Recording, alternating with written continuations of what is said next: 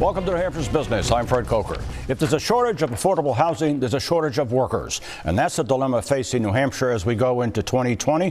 We're going to talk to my guest about it in a minute. But first, let's go to this quote from none other than Governor Chris Sununu. The shortage of housing has reached crisis levels. And this quote from economist Russell Thibault, the housing deficit falls between 15,000 and 20,000 units, but could be as high as 30,000. And then that's the availability. Now the pricing. This is the median sales price of housing, and you can see the trend from about 2014 up on the right side of the graph is up. And the median sales price reached a new peak in June 2019 of $300,000. And then this next graph, this is a statewide median gross rent, including utilities, for a two-bedroom unit, which has increased over 20% in the past 2 years, and you can see the lines going up. With me to talk about this is somebody who works with this issue all the time, Dean Christian, Executive Director of the New Hampshire Housing Finance Authority. Welcome. Thank you for having me, Fred. What's standing in the way of more affordable housing? Well, there are a number of things that have made housing problematic across the country, including a lack of labor. There's a labor shortage here, just like there is in other places.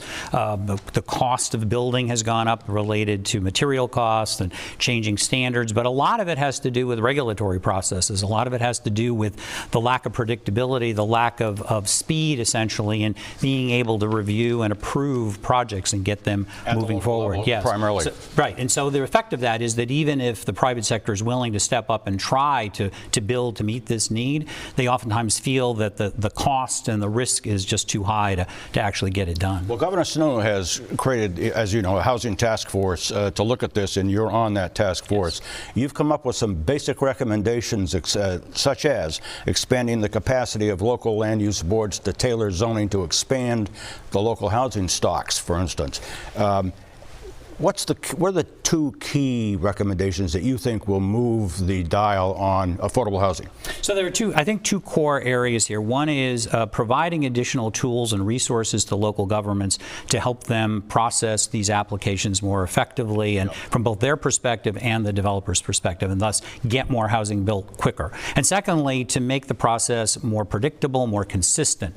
So an example of that is some timelines around how long it should take to actually review a proposal and make a decision one way or another. Another example would be that if a proposal is turned down, giving the developer some very clear statements of why that proposal didn't meet the standards, so that if they want to correct those things and come back again, they know exactly what they need to do in order to accomplish that. Now, these recommendations are voluntary in terms of communities and developers, not mandatory. Are you concerned that maybe some communities might not adopt them?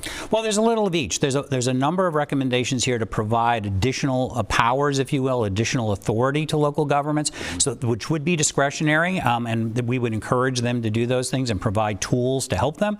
In some cases, the changes that are proposed would be required of everyone in order to make sure that there's a level playing field across the country. And this is the first of my crystal ball interviews for I do this time of year, and this one's on housing with Dean Christian, whose mission in life at the Housing Authority is to bring about affordable housing in New Hampshire, which I know you're working on.